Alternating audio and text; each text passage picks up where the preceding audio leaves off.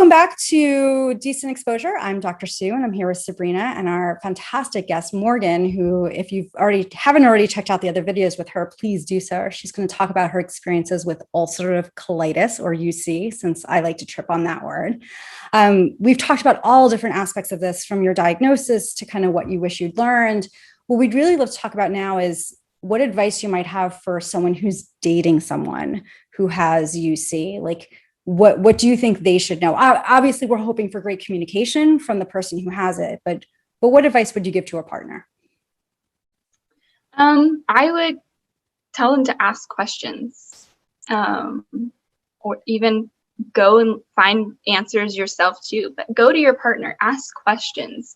Don't be afraid. Ask them how their disease makes them feel. Make sure you know about their disease. That's really important. It's going to make them feel heard. If you can tell that, like, if someone asks like what your girlfriend's disease is and you can say the name of it, like that, because I remember my boyfriend at first couldn't remember what the name was, and now he can spew off facts about it.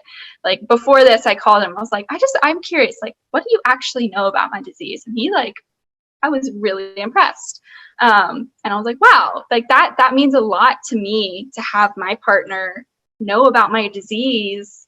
Like, he might not know all the medications I used to be on or the full medical names of the surgeries that I've had, but he could tell you exactly what I've gone through and what I have right now. Like, he can explain my ostomy bag to someone in plain terms.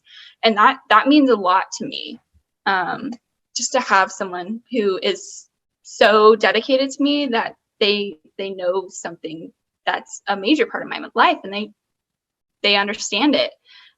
So as a partner, don't be afraid to ask those questions, because you never know if you're going to be in a situation where your partner can't speak for themselves. Like, he's actually taken me to colonoscopies pre-ostomy days. And I that was a lot for my mom to let that rein loose, to let someone else take me to my colonoscopy, because she's always there with her notebook.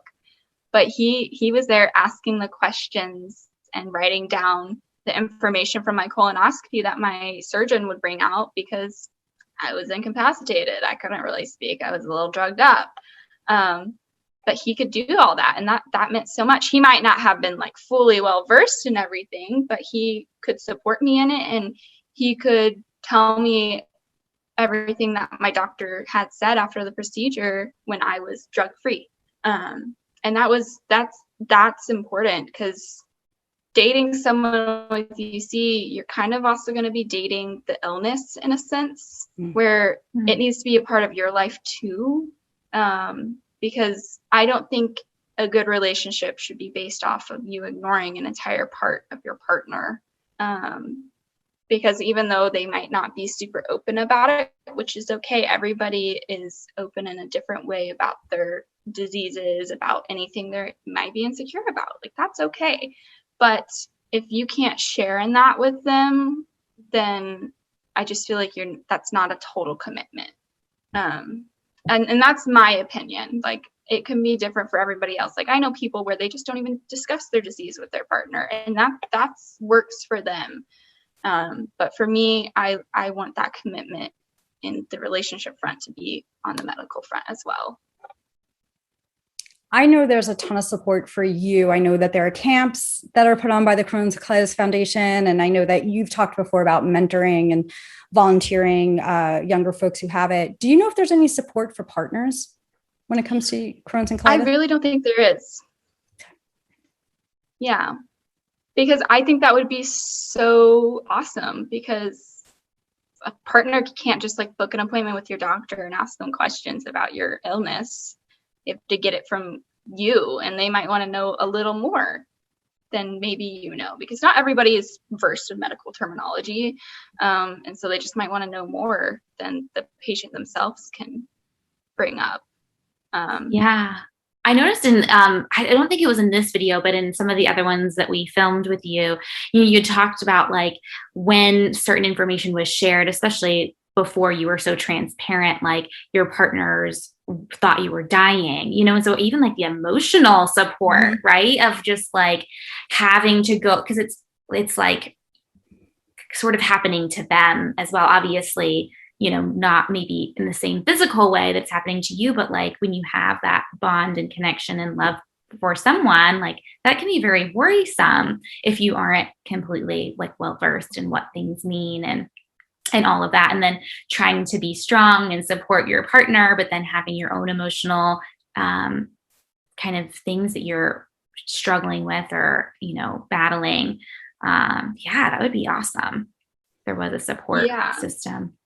Yeah, because my mom always, she tells me about this one time. I have like other health issues too, and I had a brain surgery.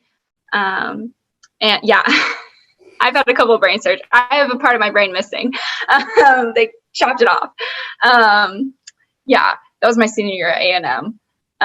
But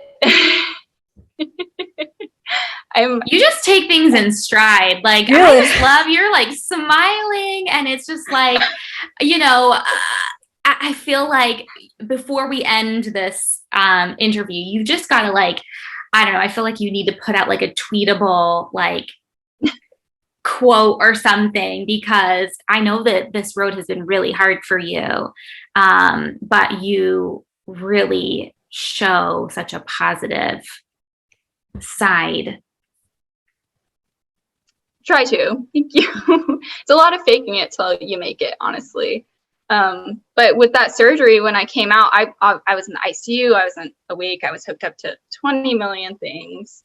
And my mom said when she brought my boyfriend in, he just kind of like froze and like got all teared up and just like started breathing really fast. And she was like, took him to the side. She's like, okay.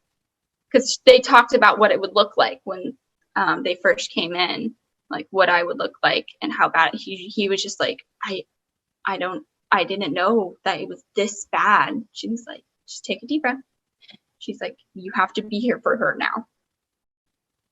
And I can't imagine what that's, I mean, I kind of can, because my mom's going through cancer right now. And that being there for them when you yourself are going through something, you're watching someone you love in so much pain and distraught, like that itself it needs its own support so badly. Like watching my mom go through breast cancer and thyroid cancer and a double mastectomy, like I'm getting a small glimpse into her and my boyfriend's world of what they watched me go through. And I'm just like, how did they do this without support? Like, I wish they had that, because it's horrible. Like, you have to stay calm and collected for this person who the thing is happening to, because they're going through it. You're just watching it. But it is so big to be a part of that and just even watch it and be there and support that person. Like, you need your own support desperately. And I really wish there was something like that. Maybe that's the next challenge for anyone who's watching this. If they want to help get involved, maybe that's the next thing, is to help get support for the person. We've heard this before with some of the other things that we've talked about, where if you're the partner of the person, and how do you bring up what's going on with you without putting it on the person who's going through the things? Like, you want to share with them, but you also don't want to put any kind of guilt on them or in any way, shape, or form. So I think that support would be incredibly important if we could figure out a way to make that happen.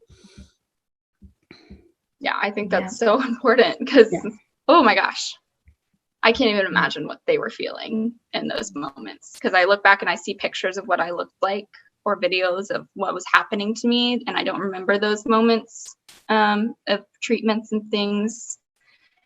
And I'm just like, how did you walk into that room? How did you handle that? Mm-hmm. Morgan, I just can't say enough. Like, you have been just like blown my mind in so many different ways. And I'm myself and Dr. Sue are just so grateful that you have been so open and honest and transparent and raw and real with the things that you've gone through in this journey. And we just couldn't be more appreciative. We hope to maybe have you on in future segments in the future as well, and to see hopefully what this video has done for other people. But we definitely want to say thank you for sharing, and we hope that this provided some support, awareness, comfort, normalized conversations for those who are watching, and hope that you enjoyed it. If you did, if you can like and subscribe, and we wish you all a fabulous rest of your day.